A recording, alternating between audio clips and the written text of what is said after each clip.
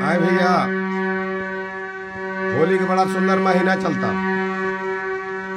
हर गांव से कुछ न कुछ लोग नया तरीका पुरान तरीका से भेजता। आए हम आप सबके बीच 3 गो होली गीत भेजता नहीं, एक विषय में विचार करो।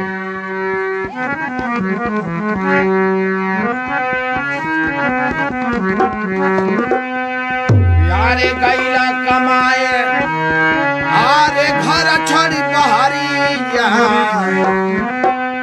गैला कमाए अरे पिया घर छोड़ी बहरिया ले ले यहाँ राजा बनारस से सरिया ले ले यहाँ राजा बनारस से सरिया ले ले यहाँ राजा बनारस से सरिया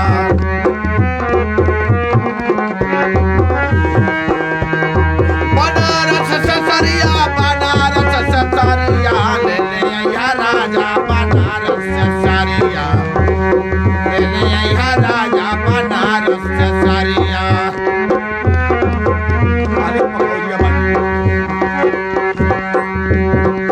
लाल पियर सरिया में बाटे बेमारिया बाटे बेमारिया हो बाटे बेमारिया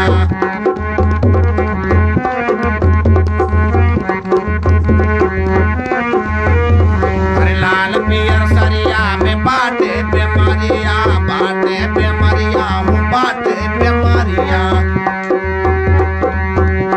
अरे चलते डगरिया बुढ़वा मारे नजरिया हो मारे नजरिया।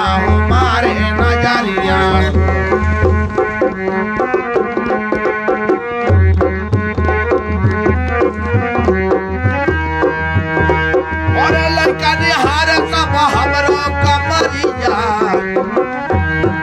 लड़का निहार सब हमरो कमरिया ले यहाँ राजा बनारस से सरिया ले यहाँ राजा बनारस से सरिया और बनारस से सरिया ले यहाँ राजा बनारस से सरिया ले यहाँ राजा बनारस से सरिया।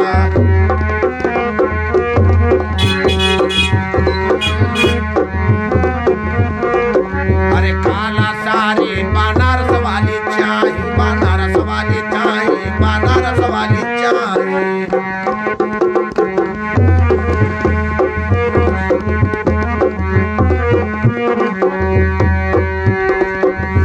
अरे पडरौना वाली साड़ी पहिरा बनाही हम पहिरा बनाही हो पहिरा बनाही।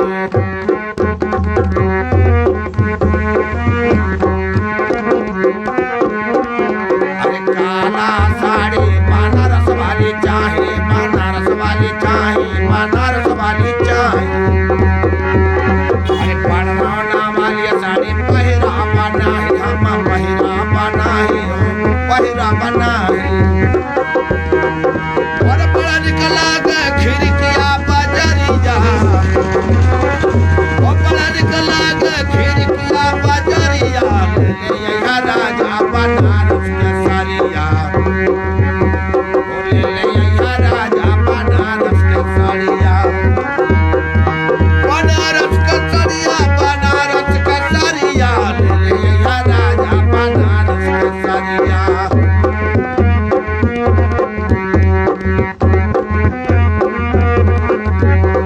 अरे सरिया पहिरा अरे छोड़े परदेस पिया होली में आजा होली में आजा होली में आजा।